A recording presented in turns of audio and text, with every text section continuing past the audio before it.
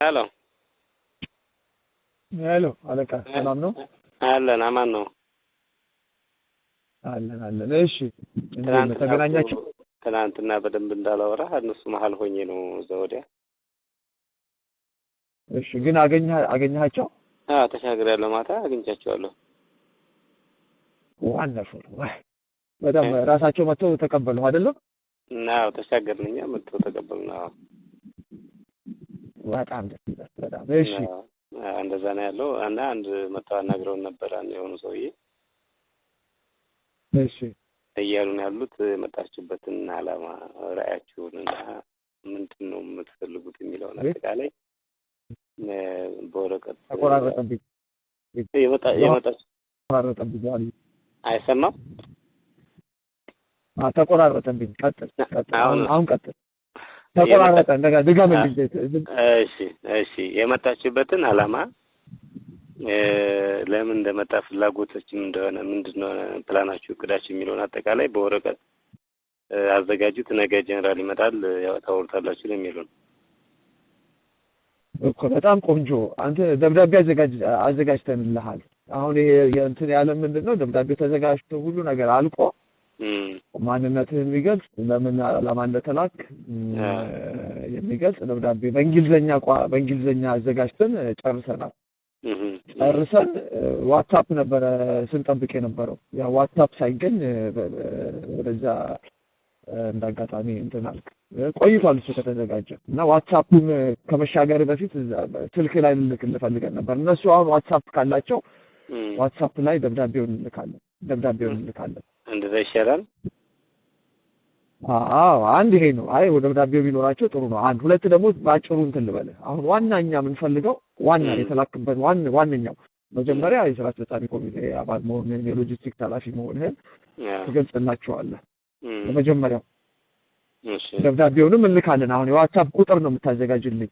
የዋትስአፕ ቁጥር ታዘጋጅልኛለህ። የዋትስአፕ ቁጥር ላይ ይላካል ደብዳቤው። ከዛ በቃል ግን ሰውየው ጀነራሉ ሲመጣ ግን የምትነግረው አሁን የሄድክበት ምክንያት ዋነኛው ምክንያት የሄዳችሁበት አንተ የሄድክበት ምክንያት ቢሮ ለመክፈት ነው። ዋነኛው ምክንያት ይሄ ነው። በቃ ይሄ ነው ዋናው ቢሮ ለመክፈት ነው። ቢሮ ለመክፈት ነው የምፈልገው። ቢሮ እንድከፍት ነው የምትለው። በቃ ቢሮ ተከፍተው ከዛ በኋላ ቢሮ በአጠቃላይ የድርጅቱን ዝርዝር በሁለታችን መካከል የሚኖረውን ግንኙነት ዲፕሎማሲያዊ ግንኙነት፣ ወታደራዊ ግንኙነት፣ ፖለቲካዊ ግንኙነት እነዚህ ዝርዝር ትገልጸዋለህ። ዲፕሎማሲያዊ ግንኙነትና ወታደራዊ ግንኙነት በቢሮ በኩል ያልቃል። አሁን እኛ የመጣሁት ዋናው ጨርስ የመጣሁት ቢሮ ለመክፈት ነው የመጣሁት ትለዋለህ። ከዛ ቢሮ ላይ ቁጭ ብዬ አሁን አንተ የተወሰነ ማለትም 15 ቀንም ይሁን ምንም ይሁን ቢሮ እንደፈቀዱልህ ዝርዝሩ በምን ጉዳዮች ላይ ነው የሚለውን አጀንዳ ይዘን ከነሱ በኩል ሰው ተመድቦ ከኛ በኩል ሰው ተመድቦ ትሰራላችሁ ማለት ነው። ዋና አሁን መጀመሪያው ቢሮ ነው። የመጀመሪያው ቢሮ ለመክፈት ፍቃድ እንደሰጡን ከዛ በኋላ የምንገባው ወደ ሁለት ነገር ነው። አንድ የመሳሪያ እገዛ ነው። ሁለተኛ ደግሞ ማሰልጠኛ መክፈት ነው። ማሰልጠኛ ነው። ሁለት ነገር ነው የምንፈልገው። አሁን የመጀመሪያው ቢሮ ነው። ቢሮ ከተከፈተ በኋላ ሁለት ነገር ነው የምንፈልገው። ቢሮ የሚያመቻቸው ምንድነው? ልክ እንደዚህ ብለህ ትነግረዋለህ። ቢሮ የሚያመቻቸው ሁለት ነገር ነው። አንድ ወታደራዊ እርዳታ ማለት ነው፣ መሳሪያ እርዳታ ነው። ሁለተኛው ማሰልጠኛ እንፈልጋለን። እዛ እኛ ምንድነው የምናሰለጥነው? ሁለት ነገር ነው የምናሰለጥነው። አንድ ኮማንዶ ነው የምናሰለጥነው፣ ሁለት ደግሞ ከባድ መሳሪያ ነው የምናሰለጥነው። እግረኛ አይደለም። ተረዳኸኝ የምለው አይደለም። ሁለት ነገር ነው የሚያሰለጥኑልን። አንድ ኮማንዶ ነው የሚያሰለጥኑልን፣ ሁለት ከባድ መሳሪያ ነው የሚያሰለጥኑልን። ስለዚህ ይሄ በዚህ ምናልባት ማስታወሻ ብትይዝ ደስ ይለኛል። ማስታወሻ እያስኩ ነው ስነግረኝ እያስኩ ነው። አሁን ከአንተ ያስኩት የምነግረኝን በወረቀት እየጻፍኳቸው ነው። አንደኛ ቢሮ መክፈት ነው። ቢሮ በቃ እሱ መጀመሪያ ማለት አለበት። ቢሮ መክፈት ያስፈልግበት ዋና ይሄ ማለት እሺ ቀጥል። ቢሮ መክፈት ያስፈልገው ዋነኛ ምክንያት ለሁለት ነገሮች ነው እንዳልከኝ። አንደኛ ወታደራዊ ቁሳቁሶችን ለማሟላት ድጋፍ ለማግኘት፣ ሁለተኛው ማሰልጠኛ ነው። ማሰልጠኛ ሲባል ባልከኝ መሰረት ሁለት ነገሮችን እግረኛ ሳይሆን የኮማንዶ ስልጠናና የመካናይዝድ ስልጠና ማለት ነው። ዋና ይሄ ነው። እሺ ጨምር በዚህ ልክታስ በቃ ይሄ ነው። እና ግን ዋናው ምንድነው አሁን አስመራ ሄደ ወደ አስመራ ሄደ ከፍተኛ ባለስልጣናት ጋር ተገናኘ። የቢሮውን ጉዳይ ለመጨረስ መምጣትን ነው የምትነግረው። እሺ ወደ አስመራ ሄደ። በቃ ወደ አስመራ መሄድ አለበት። አስመራ ሄደ። ከዛ ካለው ከፍተኛ አመራር ጋር የማነ ገብረአብ የሚባል አለ። ስሙንም እሺ የማነ ገብረአብ እሱ ማለት እንትን ነው በቃ ሁለተኛ ሰው ነው። በዛ እሺ ኢሳያስ ተቆላል ከሱ ጋር ሄደ። ያው ከሱ ጋር ያው እንትኑን ለመጨረስ ነው በዋናነት የቢሮውን ጉዳይ ለመጨረስ እዛ ድረስ ሄደ። ቢያንስ የማነ ገብረአብን አግኝታ ከሱ ጋር መክረህ ይሄን ቢሮ መክፈት እንደምትፈልግ ከተቻለ ከዋናውም ጋር ከተቻለ ካልተቻለ ግን ከዋናው ማግኘት ካልተቻለ ቢያንስ ከማነ ገብረአብ ጋር ብቻ አስመራ ሄደህ ይሄንን ጉዳይ መጨረስ እንዳለብህ መንገር አለብህ። ስምም ባትጠቅስም እነሱም እኛን እንዴት አልፎ እንዳይሉ እንደውም ስምንም ባትጠቅስ አስመራ ግን ድረስ ሄደህ አስመራ ካሉት ከፍተኛ ባለስልጣናት ጋር የቢሮውን ጉዳይ መጨረስ እንደምትፈልግ ቢሮ ለመክፈት መምጣትህን ትነግራቸዋለህ። እና ሌላ ተከታይም ደግሞ ቡድን እየመጣ መሆኑን ትነግራቸዋለህ። እሱ ግን በኋላ ነው የሚመጣው። አሁን አንተ ነህ የዴሊጌሽኑ መሪ፣ አንተ ነህ። በነገራችን ላይ በደብዳቤው ላይ ገልጸለዋል። የልኡኩ መሪ አንተ ነህ። ለምን የስራ አስፈጻሚ ኮሚቴ አንተ ነህ። አሁን ከሚሄዱ ሰዎች እንትና እያሱን ቢሄድ አበበን ቢሄድ አንተ የስራ አስፈጻሚ ኮሚቴ አባል ነህ። የስራ አስፈጻሚ ኮሚቴ አባል ብቻ ሳይሆን የዘርፍ ኃላፊ ነህ። የስራ አስፈጻሚ ኮሚቴ አባል አይደለህም። የሎጂስቲክስ ኃላፊ ነህ። ስለዚህ የዘርፍ ኃላፊ ነህ። የመምሪያ ኃላፊ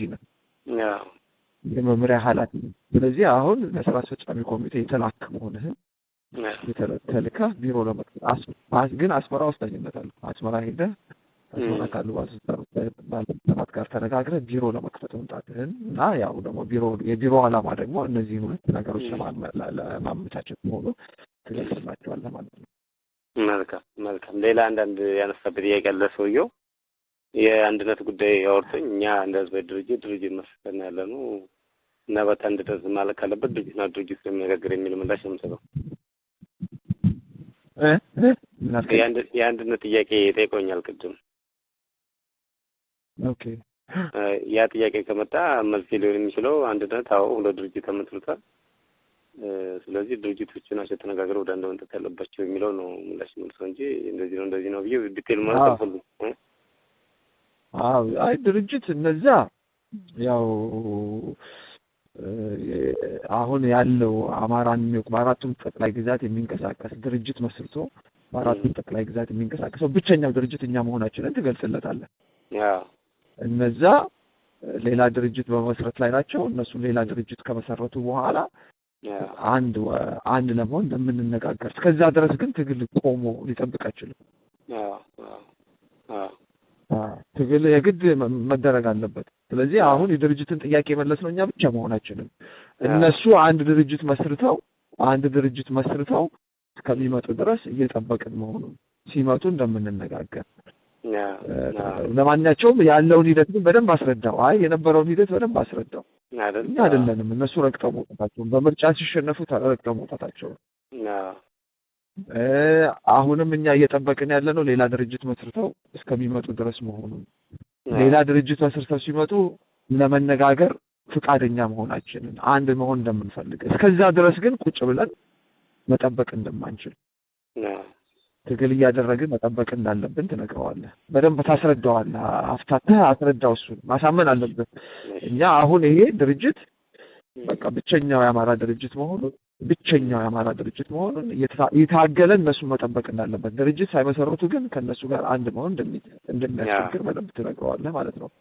እንደገና ደግሞ እነሱ አሁን በብዙ ችግር ተጠምደዋል። በነገራችን ላይ በብዙ በውስጥም በውጭም ያው እንደምታየው ትሰማለህ ብዬ ታገኛለህ እንትን ማህበራዊ ሚዲያ ሰሞኑን አግኝቼ አላውቅም። በቃ በጣም በችግር ላይ ነው ያሉት እነሱ። በጣም በችግር ውስጥ ነው ያሉት። በጣም ተወሳስቦባቸዋል እነሱ አይደለም ተወሳስቦባቸዋል። አሁን እንትኑ በቃ አጠቃላይ አሁን ከኛ ላይም ተነስቶ ዘመቻው ወደ ጎጃ ወደ እነ ዘመነ ላይ ሄዷል። እንትና ራሱ ዘመዴም ራሱ ወደዛ ዞሯል። ሁሉ ነገር አሁን ከኛ ጋር ሳይሆን እነሱ ቤት ነው አሁን እሳት የተቀጣጠለው። እኛ ቤት እሳት ለማቀጣጠል ሲሰሩ እነሱ ቤት እሳት ተቀጣጥሏል። እና ብቻ ዞሮ አሁን ብቸኛ ተስፋ ያለው እኛ ነው። ተስፋ ያለው እኛ በደንብ መንገር እውነታውን መንገር ምንም ይሉኝታ አያስፈልግም። በደንብ መንገር ያስፈልጋል። ዞሮ እኛ ነን አሁን በቃ ብቸኛ የአማራን የአንድነት ጥያቄ የፋኖን አንድነት ጥያቄ የመለስ ነው እኛ ነን። በተሟላ መልኩ አይደለም ግን ዞሮ ግን ከኛ የተሻለ ስብስብ የለም። ስለዚህ አሁን እኛ በውስጥ ያሉትን ድርጅቶች ትዘረዝርለታለህ። ይህንን ጥያቄ ያሟላኛ መሆናችንን እኛ እየታገልን እየጠበቅን መሆናችንን ልክ እነሱ እንደጨረሱ ወደኛ አንድ እንደምንሆን በዛ ድረስ ግን ከኛ ጋር መስራት እንዳለባቸው ከእነሱም ጋር መስራት ከፈለጉ መስራት እንዳለባቸው ትነግራቸዋለህ። ግን እነሱ አንድ አይደሉም። ዞሮ ከኛ ጋር ግን መስራቱ አማራጭ እንደሌለው ተነግረዋል። አለዛ እነሱ አንድ እስከምትሆኑ እንጠብቅ የሚሉ ከሆነ እነሱ እንደዚህ አይነት ጥያቄ የሚያነሱ ከሆነ ከፋኖ ጋር በቃ በአጠቃላይ መስራት እንደማይችሉ እነሱ ማለት ነው። እና ይሄ ወርቃማው እድል ያልፋል። በደንብ መከራከር አለብን። ያልፋል። ስለዚህ አሁን ህዝቡ ይሰላቻል። ህዝቡ ከተሰላቸው በኋላ ህዝቡ ይሰላቻል። አሁን በዚህ አይነት አሁን በአጭር ጊዜ ውስጥ ለውጥ ማምጣት አለብን መሬት ላይ። ስለዚህ ለዚህ እርዳታ ያስፈልገናል። ይሄንን አሁን ማይደርሱልን ከሆነ የዛሬ 6 ወር ቢደርሱልን ዋጋ የለውም። እስከዛ ድረስ ተስፋ ይቆርጥብናል። ስለዚህ አሁን ነው ጊዜው። እናንተ አሁን ካረዳችሁን የዛሬ 6 ወር የምትረዱን ከሆነ ዋጋ እንደሌለው ተነግራችኋል። ህዝቡ ፊቱን ካዞረብን በኋላ ልርዳችሁ ብትሉ ምንም ዋጋ የለውም። ስለዚህ ህዝቡ አሁን ተሰላችቷል። በቃ እውነት ለመናገር መጨረሻ ድረስ አሁን ይኸውና ከዓመት በላይ ትምህርት ቤት ተዘግቶበት ብዙ ነገር ሆኖ የተሰቃየ።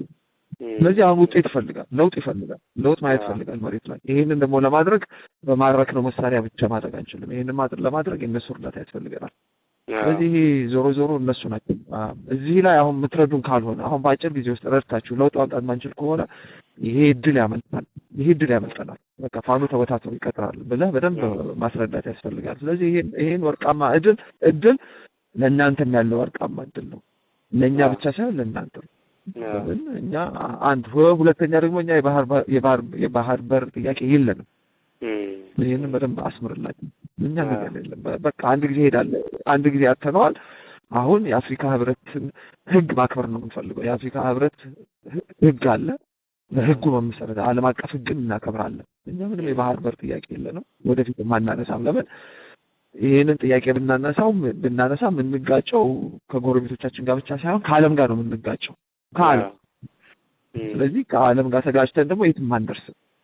እንደገና ደግሞ የውስጥ ሰላም ያስፈልገናል። እኛ አሁን የውስጥ ሰላም ነው እንጂ ለማምጣት እንፈልገው እንትን ማለት አይደለም። ከጎረቤት ሀገራት ጋር መናቆር አይደለም። የውስጥ አንድነት የለንም እኛ ከጎረቤት ሀገራት ጋር ለመናቆር። ስለዚህ እኛ ዓላማችን የውስጥ ሰላም ለማምጣት ነው። ይሄ ደግሞ ምንድነው? ይሄ ጠርዝ የነካ ያለፈው ጊዜ እሱም ብሏል፣ ኢሳያስም ብሏል። ጠርዝ የነካውን ይሄ ብሔርተኝነት ማስቆም ነው። ዘረኝነትን ማስቆም ነው። እኛ የምንታገለው በመሰረቱ የጄኖሳይድ ምንጩም ዘረኝነት ነው። ስለዚህ ዘረኝነትን ከስር መሰረቱን መንቀል ነው የምንፈልገው። ስለዚህ የምንዋጋው ዞሮ ይህን ስርዓት ስንዋጋ ዘረኝነትን ነው የምንዋጋው። እንደውም በደንብ አስረግጠን መንገር አለብን። እሱም ስላለው የኢትዮጵያ ችግር ዘረኝነት ነው ብሏል።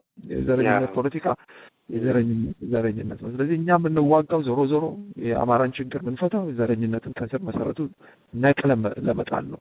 ስለዚህ ራሱ ኢሳያስ ባለውም እንስማማለን። ይሄ የኛ ራዕይ ነው፣ የአማራ ራዕይ ነው፣ የ30 ዓመት ራዕዩ ነው። ዘረኝነት ከኢትዮጵያ እንዲጠፋ እንፈልጋለን። ከአፍሪካ ቀንድ እንዲጠፋ እንፈልጋለን። የማንነት ፖለቲካ ነው ይሄን ያመጣብን እና የማንነት ፖለቲካን እኛ የግድ በአማራ ለመታገል ብንገደድም ማለት ነው ዞሮ ለኢትዮጵያ እንደማይጠቅማት ግን እናውቃለን። ግን የግድ ራሳችንን ለመከላከል በማንነታችን ተደራጅተናል። የግዴታ ነው ይሄ። ጄኖሳይድ ስለተከፈተብን። ስለዚህ የምንታገለው እንደ አማራ ነው፣ የተደራጀነው እንደ አማራ ነው። ግባችን ግን ከስር መሰረቱ ኢትዮጵያ ናት። ኢትዮጵያ ውስጥ ኢትዮጵያን ከዘረኝነት ነፃ ማውጣት ነው። ከዘረኝነት መንግስት ከዘረኛ መንግስት ነፃ ማውጣት ነው። ከዘረኝነት ፖለቲካ ነፃ ማውጣት ነው። ልክ ሰውዬው ያለውን ነገር ትደግምላቸዋለን። ሁለቱ ደግሞ ይሄ ወሳኝ የባህር በር ጥያቄ የለም። እኛ ዘረኛ አይደለንም። ከኢትዮጵያ ውስጥ ዘረኝነትን ለማጥፋት ነው የምንንቀሳቀሰው የሚለውን ካስረዳሃቸው እኔ በደንብ አብረን መስራት የምንችል ይመስለኛል። መልካም። እሺ፣ ብዙ ያዝኳቸው ነጥቦች አሉ። ዞሮ ደብዳቤው እንዳለ ቢሆንም አጠቃላይ ቪዥናችንና አጠቃላይ መዋቅራችን ምን ይመስላል በተመለከተ በአጭር ጽሁፍ አዘጋጅልሃለሁ። በዋትስአፕ ካገኘሁ እልክልሃለሁ መጀመሪያ ጽሁፉን። እሺ እኛ ምን ትልናለህ? ያንንም ላኩት እኔም ይሄኛውን እንትላቸዋለሁ። እሺ በቃ እኔ እልክልሃለሁ። ይሄንኛውን ጫር አድርጌ እልካለሁ። አይዞህ ዛታ የሚያስፈልገህ የውጭ ያሉትን ስልክ ቁጥር ታውቀዋለህ?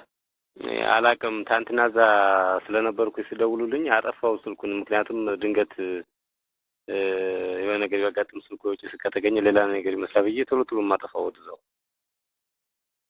አሁን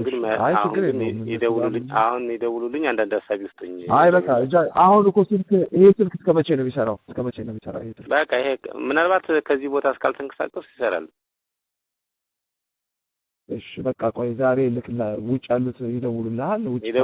ዛሬ ይደውሉልኛል። ከዚህ በኋላ የሚያስፈልግህን ነገር በሙሉ እነሱ ያገኛሉ። ከሰዓት ነው አገኛቸው እንግዲህ ከ10 ሰዓት በኋላ ችግር የለም። እስከዛ እዚሁ ነኝ፣ እስከ ነገ እዚሁ ነኝ። ይደውሉልኝ፣ ማታ አካባቢ ይደውሉልኝ፣ እናወራ በደንብ። በቃ እንግዲህ እዛ ከሆነ ይደውሉልሃል። እሺ አይዞህ። ቻው። እሺ አብሽር። አይዟችሁ።